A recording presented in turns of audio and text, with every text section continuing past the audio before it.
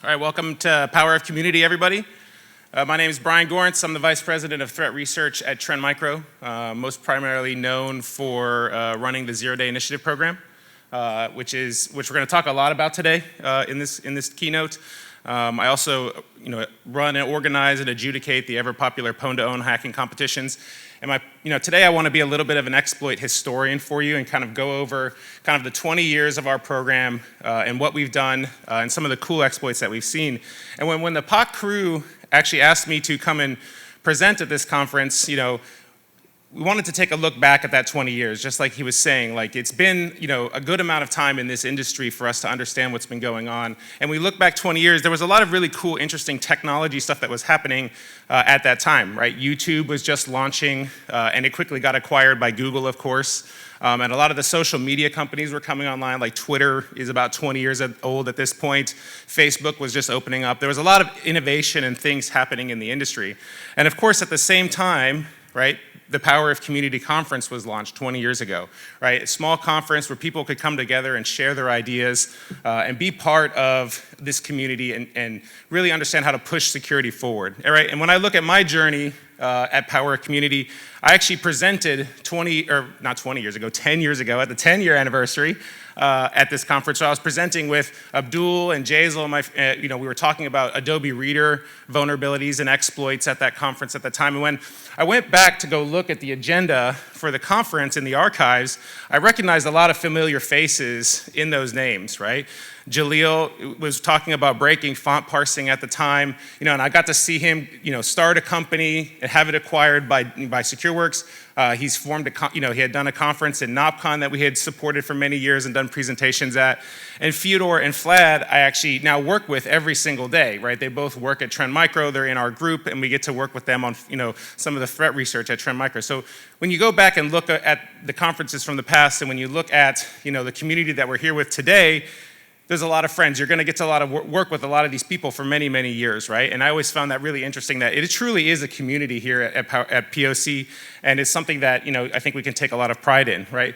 With POC turning 20 years old at this point, obviously they changed their logo, and I think it's a great logo, right? The details behind the design, super interesting. Congratulations to the creatives that actually built that logo. Super nice, right? But if we look back at 20 years, not only was Power of Community getting kicked off, but the Zero Day Initiative program was also launching, right? We launched in 2005. This is our kind of older logo, right? It definitely smacks of like 2000s, colors and things like that. The program itself got started off relatively small, right? And we obviously went through a logo change ourselves as part of our transition over these last 20 years, right? And so what I want to do in this keynote is really talk a lot about the Zero Day Initiative program. For those who don't know what it is, it's a vendor-agnostic bug bounty program. We've been running it, obviously, for 20 years at this point. We work with researchers around the world as they find vulnerabilities, they disclose them to us, and we work with the vendors to get them fixed. And we actually reverse engineer all of the submissions that come in and get a really good idea of what the attack surface looks like at any specific moment in time, right? And there's a little bit of misconception. People think that we buy the vulnerabilities from people and exploits from people and then we sell them to the vendor. No, we don't do that, right? We actually give them to the vendors for free, right? Samsung here in the front, we just recently ran Pwn2Own. We were giving away money for Samsung entries, and we give them to them for free to help secure the ecosystem, and it really pushes the boundaries for security research going forward. And obviously, what we love to see as part of our research is that we do acquire the vulnerabilities, but we want people to talk about them, right? So when the bugs come in, we allow people to go speak at conferences, right? And so a lot of the conferences that are happening around the world, involve ZDI bugs or Pwn2Own bugs, and it helps people learn, right? And builds a community around finding vulnerabilities, which is something that we're really proud of, right? When we look back at the program, right, we've done over 16,000 advisories since 2005, and you can see the kind of ebb and flow of the submissions and the advisories that we have, right? Now, when we buy a vulnerability, not every vulnerability actually gets fixed, right? About 10% of the time, the vulnerabilities that we're buying actually result in what we call a zero-day advisory, and there is no fix, right? So our idea is like, hey, can we put some pressure on the vendor to actually fix the vulnerabilities itself? But over these 20 years, right, we've really got an opportunity to go through a series of phases as part of the program that help us, take a look back at what was happening in the industry at the time, what types of exploits were occurring, and how does it change as we evolve through the different phases. So in our phases, like the first phase that we went through, I call our foundational years, right? Where this is where we were, learning how to be a bounty program, learning how to do vulnerability disclosure, enabling researchers through opening up the research that we're doing internally to help seed, the ability to find vulnerabilities. Then we went through kind of a transformational period where we shifted the way that we approached the program because the attack surface was shifting, right? And we're going to go through those in detail. A little bit there for a good amount of time, we actually jumped into the ICS space. And we focused on finding vulnerabilities in SCADA solutions, right? And one of the reasons we wanted to do that is because the company that we were with at the time was forming an ICS company, and we wanted to understand what that attack surface actually looked like.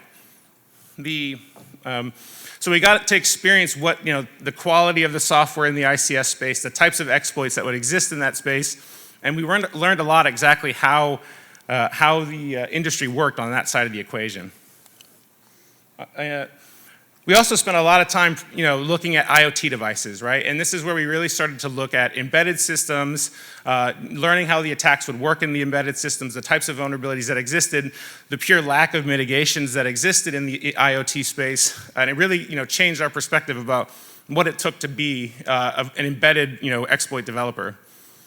We did, at the same time, our company, Trend Micro, was spinning off another company called VIC1, where that was doing automotive security.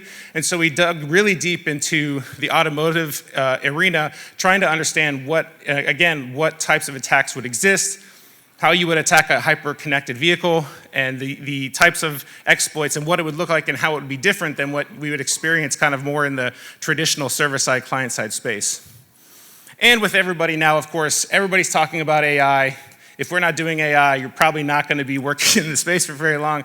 So we are also looking in the AI world and really trying to understand, what a vulnerability is in this space, right? I think it was interesting. I was here in Korea for ZeroCon, and NVIDIA was on stage, and they were talking about, what exactly are we looking for in vulnerabilities in the AI world, right? Are we looking for bugs in the models? Are we looking for jailbreaks? Are we looking for things in the ecosystem? And for us, it's really been like a focus on the ecosystem itself. So when we look at the foundational years, kind of from 2005 to 2011, the program was started. We were at 3Com at the time. And the program really started as a way to kind of crowdsource vulnerability information, right? We knew that we couldn't hire every researcher in the world, but we could go out and try to acquire threat intelligence from people around the world and try to understand, what regions were looking at what, the types of bugs they were finding, and get an understanding of what that attack surface looked like. And it was launched originally by Dave Endler, and Pedro Mamini was involved at the time. And it really kicked off back then. We were part of the Tipping Point IPS, right? And the Tipping Point IPS still exists today as part of Trend Micro's platform. And we still feed intelligence to that platform to this day. So it's really kind of like the early days of vulnerability disclosure, bug bounty programs. iDefense did exist at the time, but we were obviously jumping into the fray as well. Now, we were part of a bigger organization called DV Labs, right, which standard for Digital Vaccine. This is where we would feed our threat intelligence into the system. You can really tell like this really awesome looking webpage. At the time, our goal was to like build the best threat intelligence that we possibly could so that we could feed the signatures and the things that were going into the Tipping Point IPS. Obviously, we've grown that now over the years as we become more attached to Trend Micro's platform. We'll do it in the dark. The DV Labs, was instrumental in that push. Now, when we look at the foundational years, the very first year, 2005, we only did one advisory, right? And that one advisory was in Veritas Net Backup, remote code execution. It was actually a format string vulnerability, and we only did one bug that year. Now, why we only did one bug, and it was disclosed in like October, why one, I don't know, but they just did one for that year. But if you look at the foundational years, we really kind of hung around 54, 100 bugs a year. They did ramp up, closer to the end there, 2012, to 350 bugs. But, I would love to go back to that time of only disclosing 100 bugs, right? 100 bugs, we do that in a week at this point sometimes in our program. Like we recently ran a competition where we did 74. to be able to go back to that time where you could like really kind of, the flow of vulnerabilities coming through the system was at a low level is interesting, right? You can really take a little bit more time analyzing the bugs.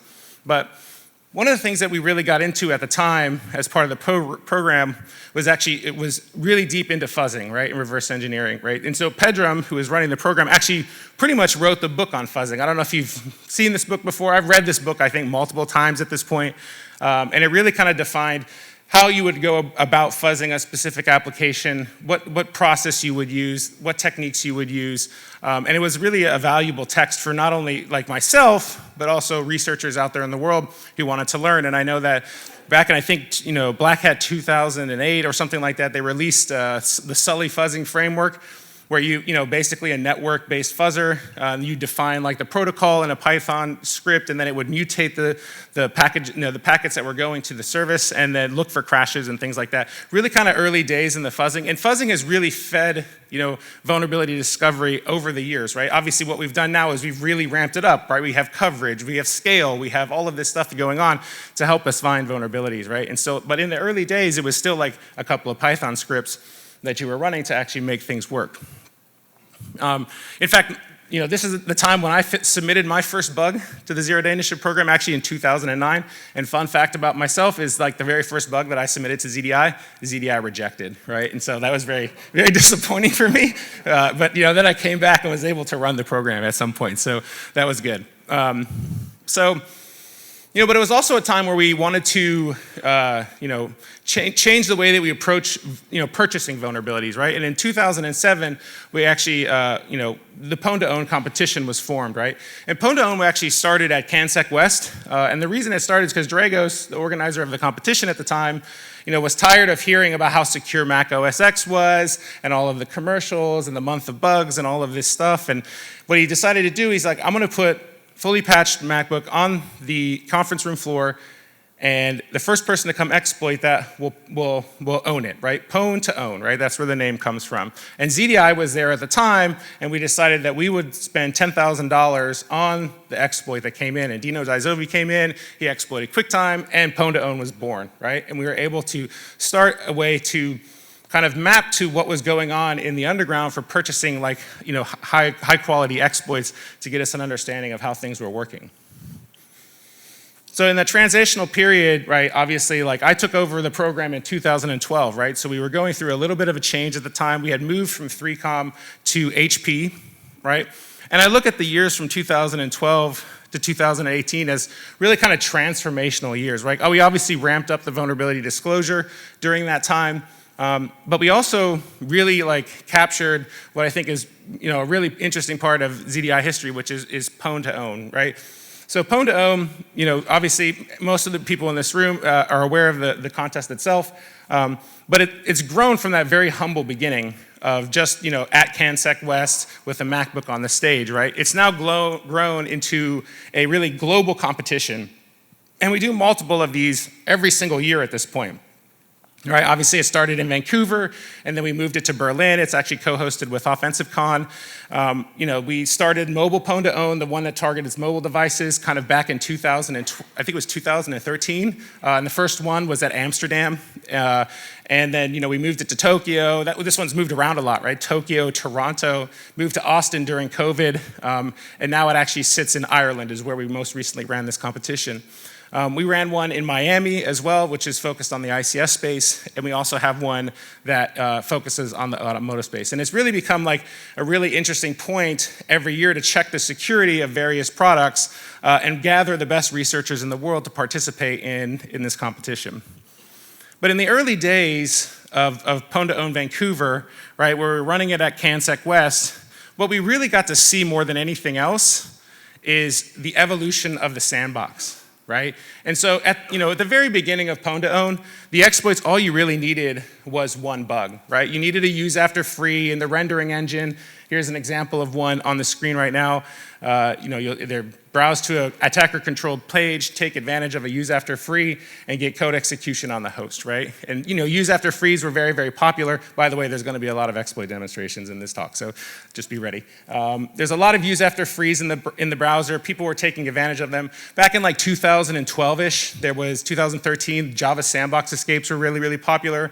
And when they introduced like a click mitigation in that product, all the attackers started to move over to like use after freeze and Internet Explorer. So like, you could started to see it taking shape where, drive-by exploitation was gonna happen through a simple bug, and the vendors had to do something about, trying to secure the internet experience. And what they did is they decided to implement sandboxes in their applications, right? So they would run all the rendering code in an isolated environment in the hope, in the knowledge that there's always going to be a bug in the renderer somewhere, and just they were going to assume that code execution would exist, right?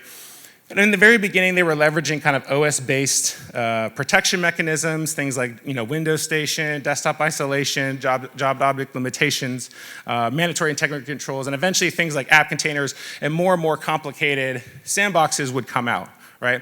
And we would see things in the competition, like bugs in the IPC mechanisms between the renderer and the broker for allowing you to escape the sandbox. But we would also see kind of really interesting, innovative techniques that we would not normally see as part of the program, right? And so here's just an example of one of those, which is actually the abuse of an undocumented feature. Now, how many of you heard of VUPN? VUPN, yeah, some of you, about 50%. VUPN was an exploit shop out of France. And they were very good at exploitation. And the CEO of VUPN was Chowki Bekrar, and he eventually went on to found Zerodium, right? Everybody probably knows Zerodium, right? There's a lot of, now it no longer really exists, but this was kind of the lineage of that. VUPN at the time was very good at exploitation. And I would remember Chowki's kind of a larger-than-life person, so he would walk into the room at Pwn to Own and walk up to the stage and like put his laptop down, and he would say like, oh, I've got an exploit for every single version of this going back like 3 months. What do you need, right? Whatever you want, I've got, right? And that's kind of how you would come into the competition. And this is the type of exploit that we would see from VUPN, right? It would be a Chrome exploit. We would go to attacker-controlled page, and then nothing would happen, right? And it's done, right? So we're like, what happened, right? And then you start right-clicking on the desktop, and you start getting calculators popping up, right? And I remember this exploit very vividly because at Pwn to Own, we actually have like a judging process, right? You demonstrate the exploit on stage, and then you go back and we judge the exploit, and we see if we know about the bug or do we know about the technique, and we also bring the vendor in, right? It's one of the rare times where like you can really talk exploits with the vendor. In this case, Google and Microsoft were in the room, and at the time, this was in this exploit. What was happening is, it was getting code execution in the renderer process, serializing a COM object and putting it on the clipboard, and abusing an undocumented feature in Windows that every single time you would access the clipboard, the object would deserialize and code execution would occur, right? And so this was kind of, at the time, I remember Microsoft really didn't have a concept of this being possible because it was kind of an undocumented feature and they had to go scramble around, and they ended up fixing the bug later. But the concept was there, right? You just, not only did you have to go, not go through like the mechanisms that you defined, but you could take advantage of some of the system behaviors that were necessary to break out of the sandbox, right? And it was just a really interesting conversation at the time. And it's really the best part of Pwn to Own, and it's kind of in the disclosure rooms and the types of research that gets disclosed at conferences later on, right? And this kind of inspired us to think about the types of system behaviors that we could abuse to actually break out of the sandbox. And this is one that we actually developed. I think Abdul over here actually developed the initial parts of this bug, where we would go to our controlled page. We would take advantage of a use after free, and what we would do is we'd spin up a web server on localhost, right?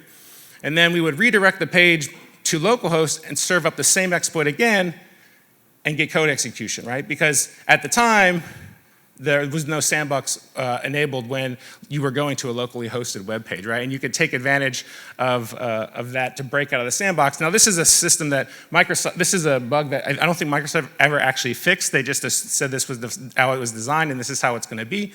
But we were able to abuse that to get code execution. What I love about looking at the agenda for this talk too is there's actually an Internet Explorer talk later today where it's going to be talking about some localhost stuff. So I'm really looking forward to that presentation later today.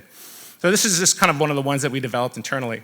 Now, of course, if we're going to show Chrome, we're going to show Firefox, we're going to show Internet Explorer, we have to show Safari, right? And I really kind of only included this one because this is actually an entry that Samuel from Project Zero demonstrated at Pwn2Own in 2018.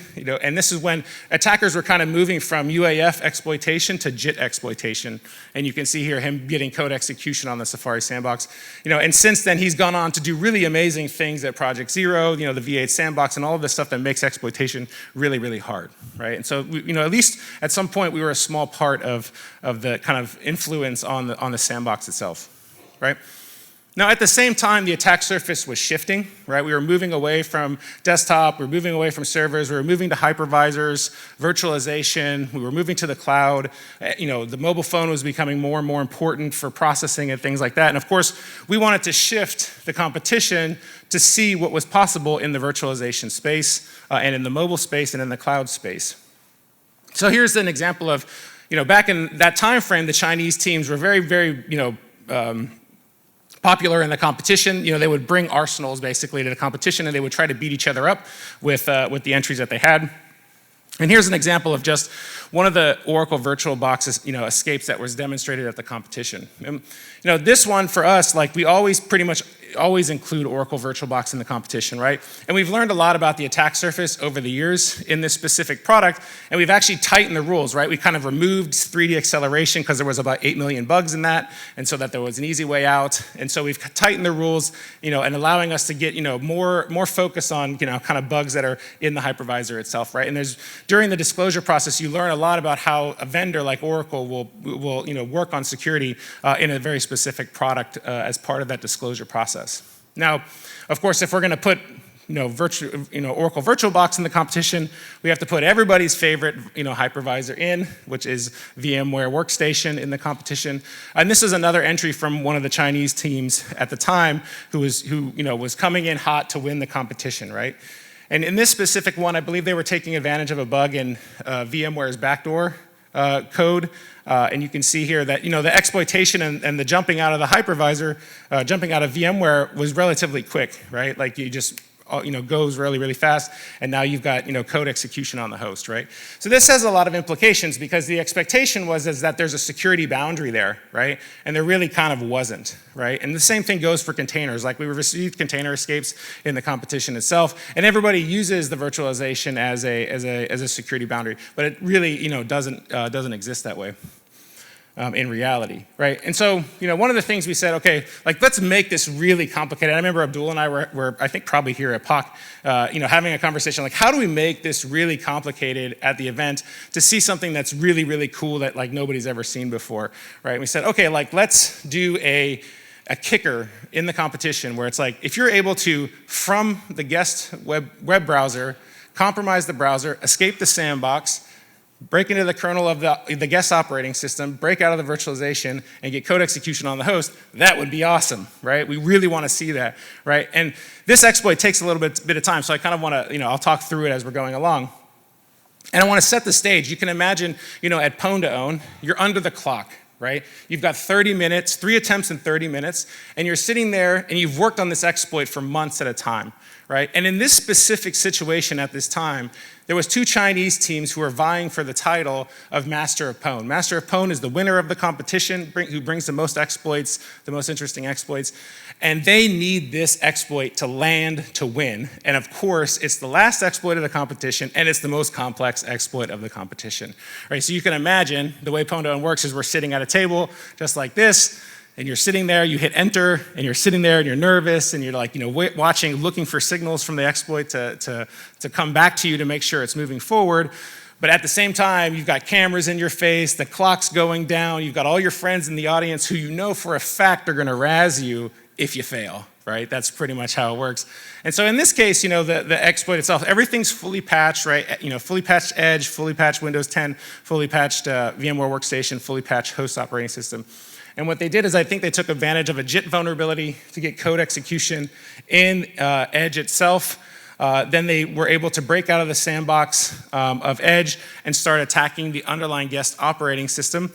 And what they're doing at this time, like they're obviously going to stage 2, and they are going to start attacking. What they need to do is they need to escalate privileges in the guest operating system using a kernel bug so that they can get access to the code that they need to take advantage of to break out of the hypervisor, which happens to be in the VGA code. So here you can see they're in stage 2. They're looking for things that we normally install. These are veteran players. They understand that we're gonna have Proc Explorer on there. They're gonna close that down. They're gonna make sure that the memory's clean.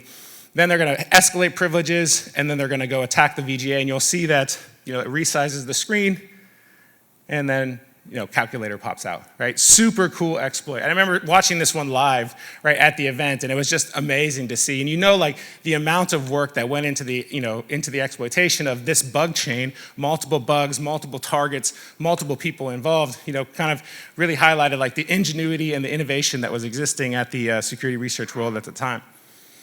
At the same time, we obviously were doing mobile exploitation as well at Pwn2Own. We've always, I'll be honest, like we've always struggled a little bit with mobile exploitation at Pwn2Own because the offensive community is so strong. And that you guys keep them for yourselves. We did get some really interesting exploits in the competition over the years, and this is just one of them. In fact, I think this exploit actually failed at the competition, and then they sent us this video kind of demonstrating that it would work, right? So it's a fully patched iPhone at the time. You would go to the web browser, they would take advantage of a bug in Safari, and you would see that they would install an application on the phone itself. Right there, Keen Lab, Pwn by Keen Lab, so they're able to install something outside of the App Store.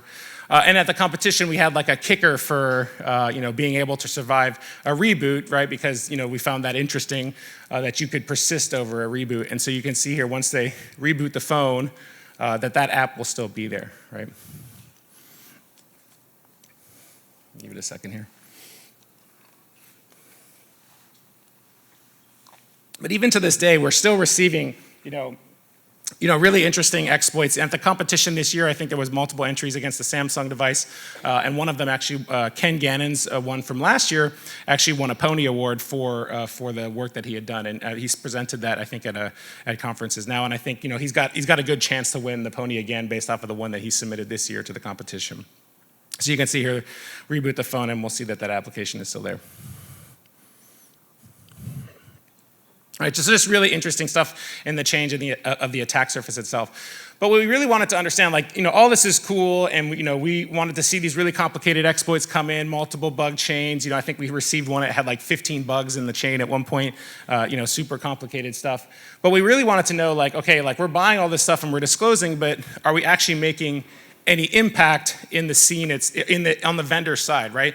We can disclose these to the vendors, but are they actually making security improvements or justifying mitigation improvements in the products, right?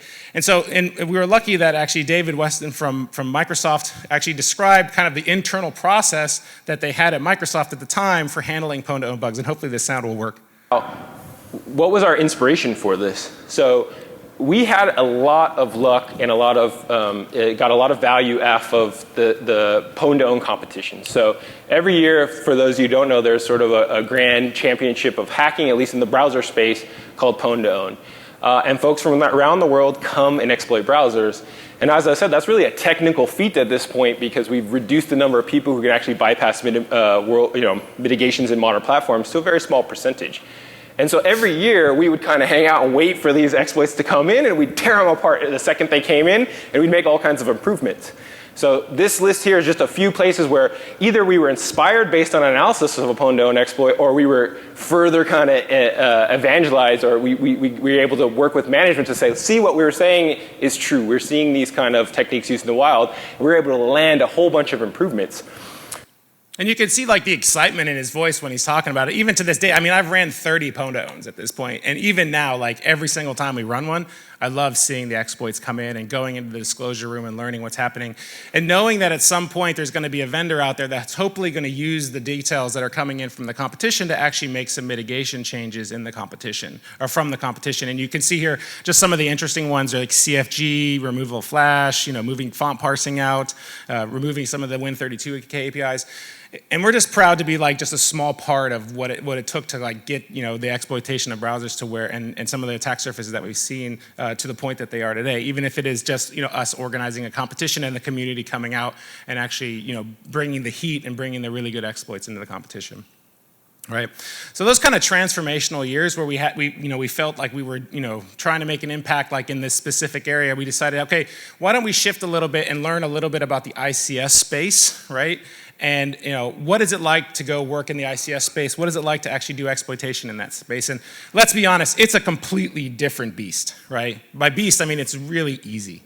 Right? And so, you know, there's no mitigations, there's no sandboxing technology, there's straight, you know, stack-based buffer overflows in these products. You know, credential management is challenging, insecure defaults, and you name it, you know, these vulnerabilities, you know, were relatively easy. But I thought what was interesting about this space, two kind of key areas in our history, is that, you know, the space itself, you know, they have, you know, kind of domain-specific languages and things that they use in this space that you don't normally see like in the other side of the house, right? And so one of those examples here is Cogent Data Hub, which is a human-machine interface, and kind of tells you what the, you know, operating environment for the ICS is going to look like, and gives you a visual appearance of what that looks like, right? And you can lay out your own graphs, and you can do all this stuff for this specific space. But it had like a domain-specific, you know, language that it would expose on a network service.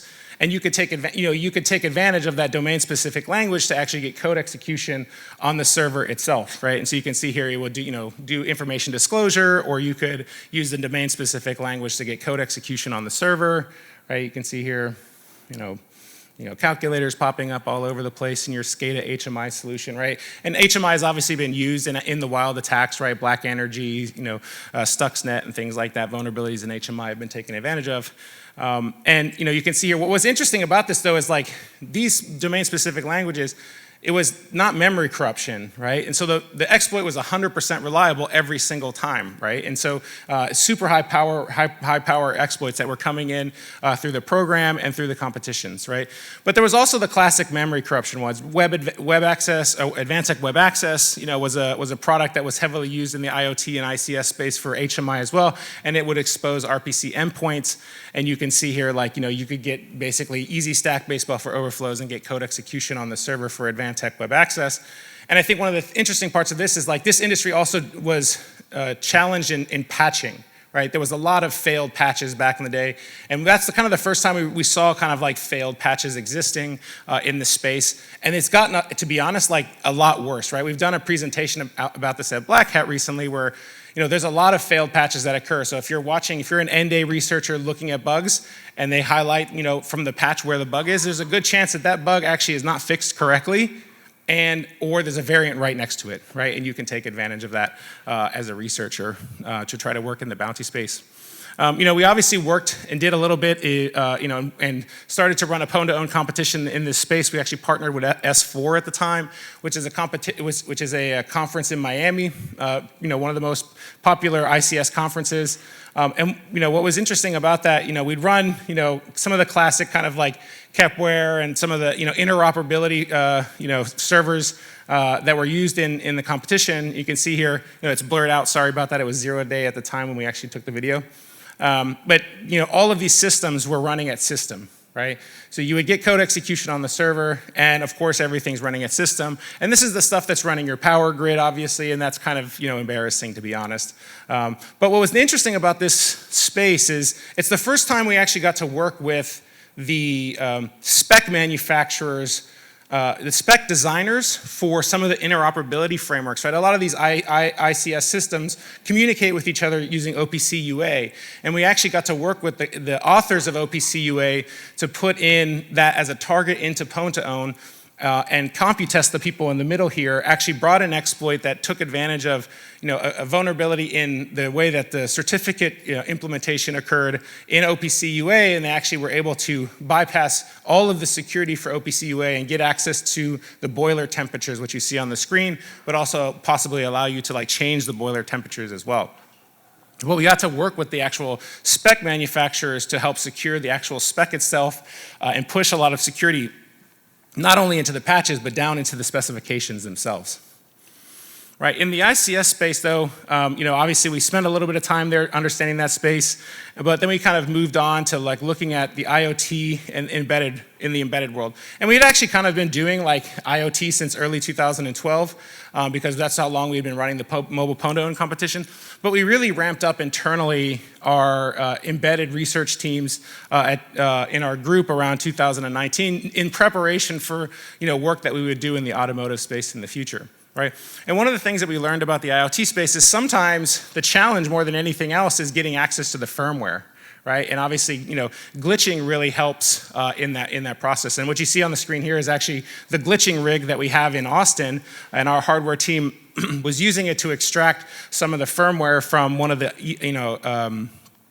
EV chargers that had encrypted firmware, so that we would be able to get access and understand the types of vulnerabilities that we were going to see at the Pondo and automotive competition later. But a big part of embedded security research is getting access to the firmware and being able to look at the code without having to run it. And I think what's interesting about this space is once you have access to some of that firmware, at the competition, we, in Ireland now, you have researchers that are coming in. I would say several years ago, researchers would hunt out the hardware and they would buy the specific version and they would use some crazy way to get access to the hardware.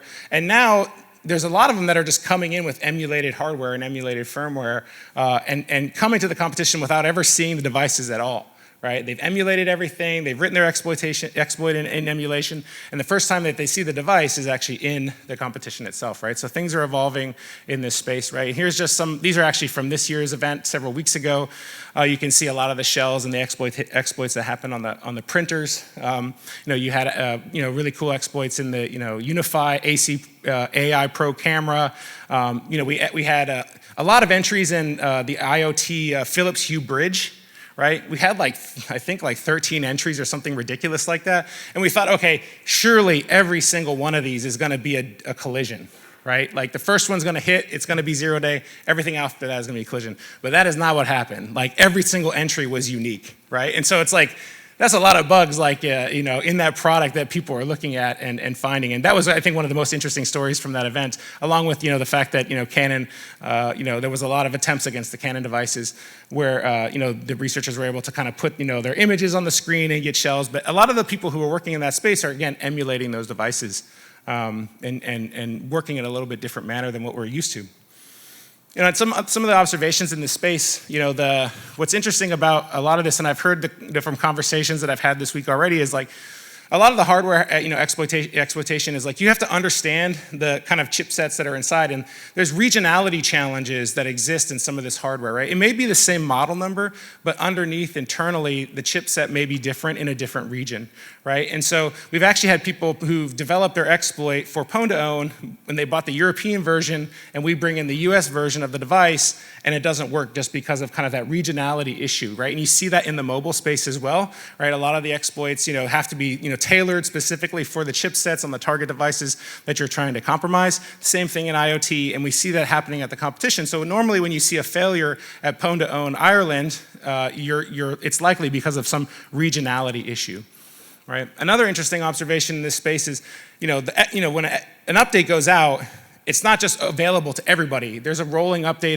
that occurs, and not every device is on the same version. And there's been instances where we couldn't get the devices actually on the, all on the same version for the competition. And so it is important to have go back and make sure that you've got exploits that work on older versions so that you can prepare for the event, right? There's a lot of updating that we do, right? And we're also looking at the kind of new attack surfaces as well, right? Obviously, this is the Unitree robot dog that we've taken apart in our lab to do some work on. You may see this if you're a Pwn participant. You may see this in a future version of the competition. We're learning how this system works. But there's a really interesting kind of hybrid between AI and humanoid robots that are going to exist soon, and we want to kind of understand what that attack surface looks like, right? So we spent a lot of time in the embedded space, and we still do to this day, and that's kind of pivoted over to our automotive years, right, as part of ZDI. And what I find interesting about the automotive space is that there's a lot of small embedded devices, right, that you can take advantage of to get code execution on the car. But they're also super highly connected, right? And there's a lot of different CAN buses in the car that you have to get through and jump around to actually get, if you're able to get code execution in the car, like to actually get to an interesting CAN bus that may allow you to, drive the car away.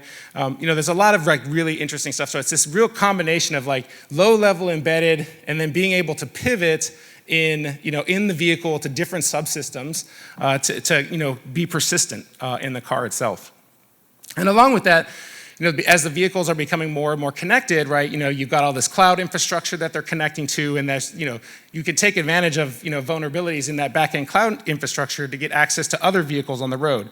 I can tell you that, we have seen instances at Pondo and Automotive where, you're able to compromise an EV charger, right, at a local site, and be able to connect back up into the cloud infrastructure of the EV charging company and own every single EV charger in the world after you've pivoted back up into the cloud, right? So once you've had the hardware exploitation happen, you can pivot back up into the cloud and then take advantage of the entire grid at that point, right? And it's super interesting to see that kind of disclosed at the event. That actually happened at the very first year's event, which was a little bit scary that you could actually see that happening.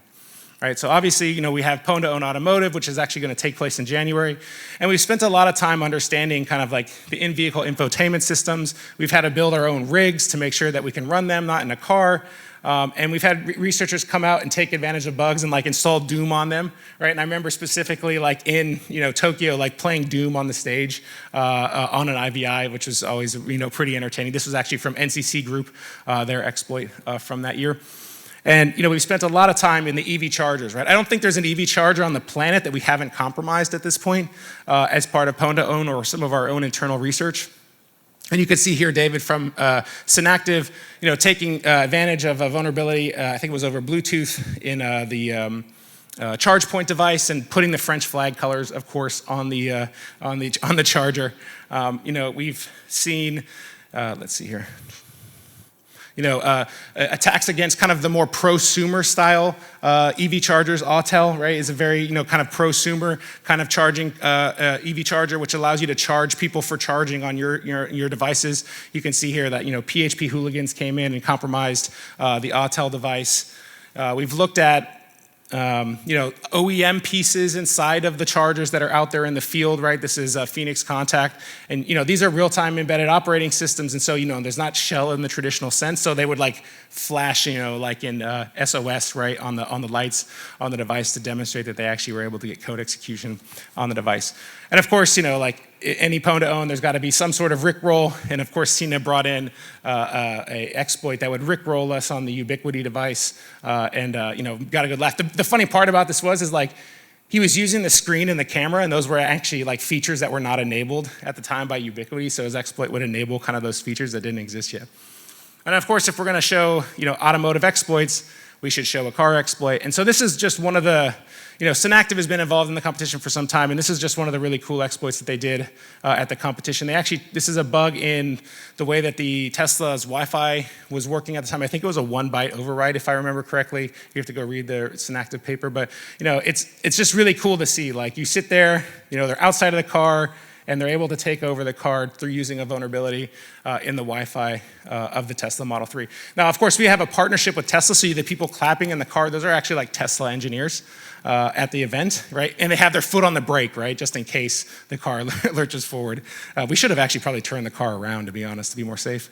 But we live and learn. So, just a really cool exploit to see, right? Like, I remember the first time I saw them do this, I was like, this is amazing, right? We've gone from like one bug in a browser to, browser to VMware escapes to, embedded systems to now, popping cars in front of the wall center in Vancouver.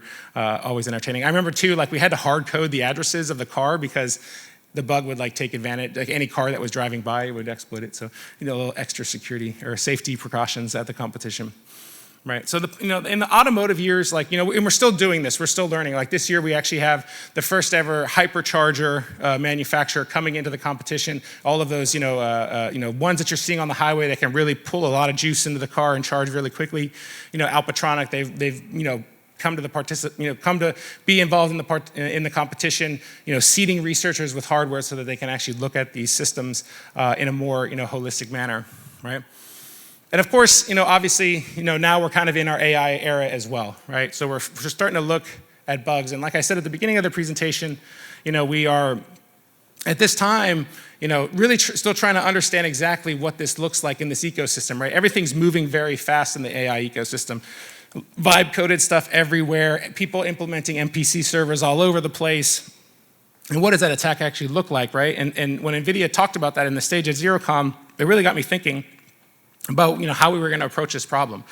And we don't, what we were really interested in the ZDI more than anything else was like vulnerabilities in the ecosystem, right? There's a lot of money being pumped into the market right now to build out AI data centers and build infrastructure that we can use to leverage AI. And all of this stuff is built upon code that was basically built by data engineers, right? There's no defense in depth really in any of this. There's very little sandboxing that's going on, if at all.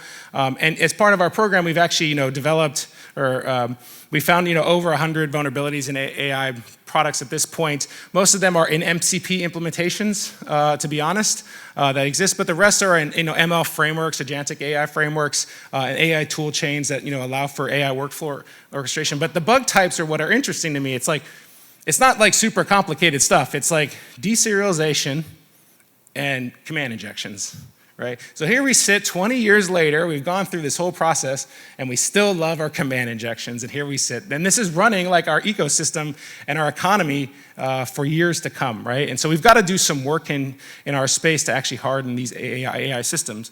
So obviously, because we like Pwn to Own, we put AI targets into Pwn to Own, and we had a lot of people come out and participate at the event, right? And we've also done a lot of internal research as well, and here's just some examples of some AI vulnerability, ecosystem vulnerabilities.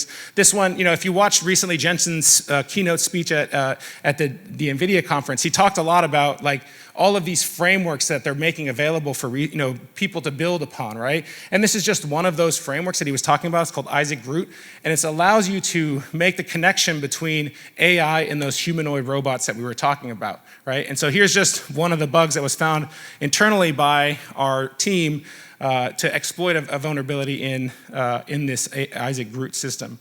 Right, this is a vulnerability in deserialization, pickle files. Everything was built on pickle files for some reason, and so exploitation is relatively easy. You can see here he gets root on the GR00T system and code execution immense, and you can start taking advantage of bugs in Isaac GR00T. We're also, because a lot of this code is open source, we're taking a look at some of the ML pipeline, ML flow, vulnerabilities itself. And this specific one contained an authentication bypass that they had in their product, that then we could take advantage of a deserialization bug and get code execution in ML flow as well. So just kind of like the early days, like going back like many years for finding bugs. So you can tell you should know, like a lot of the vulnerabilities that we're finding in AI, we're actually leveraging AI to find the bugs, which we find kind of ironic. And that's why these POCs look super fancy, because he's using AI to build out the POCs as well. And we kind of look at the AI years, going forward.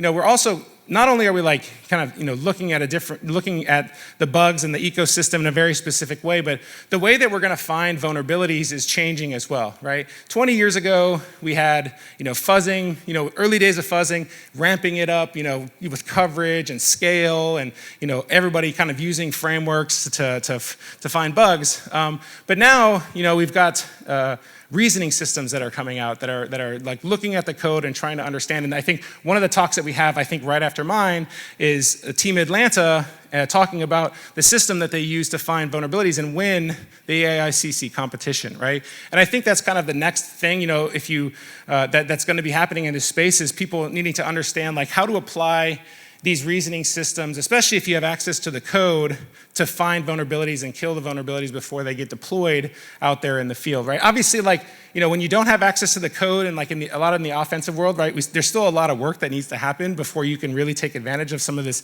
AI stuff. But the question is how fast can this reasoning systems affect the source code at the vendors before they get deployed, right? And recently OpenAI released a system called our project Aardvark, and Dave Attell, who is responsible for that area at OpenAI, talked about how fuzzing is dead, right? Like we're no longer need fuzzing. Cyber reasoning is where it's at. And of course, he's working at OpenAI, so he's trying to sell tokens and get you to use the AI, so he's going to say that type of thing.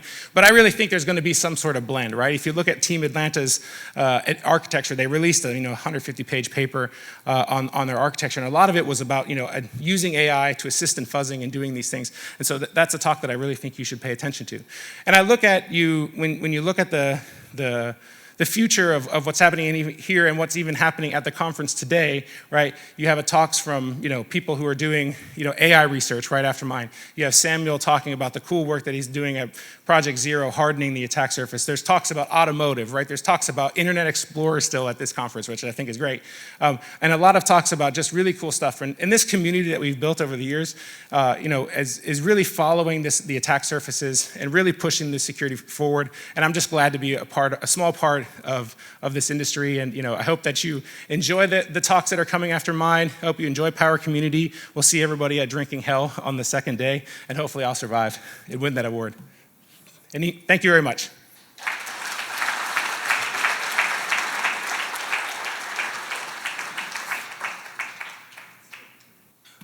Thank you, Brian, for the fantastic start. Do we have any questions to Brian? Any questions? Let me fix what I broke up here. I can't see, so. I don't know. That's my heckling section over there. Yeah, I'll be around most of the con. If you do have questions, about how the program works, the mystery behind the WhatsApp entry at Pwn to Own, I'm happy to discuss that stuff. I'll be around, if you guys have any questions that you don't want to talk about publicly. All right. Thank you, Brian. Let's give it up for Brian once again for the great talk. Good stuff.